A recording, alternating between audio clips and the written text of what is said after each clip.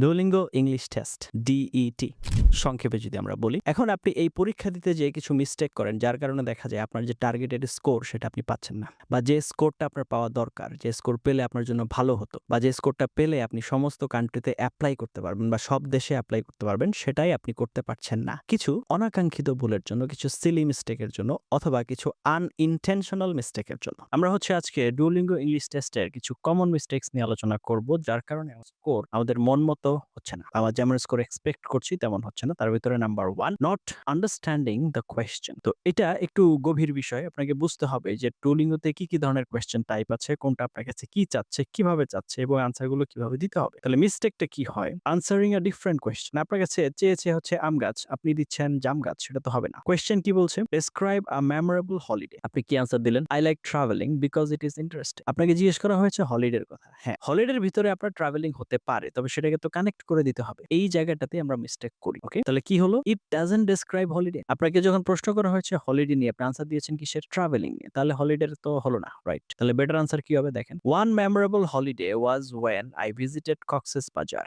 With my family. We enjoyed the beach, sea food and beautiful sunsets. It became one of my happiest memories. তাহলে এইটা হচ্ছে আপনার হলিডের জন্য better answer.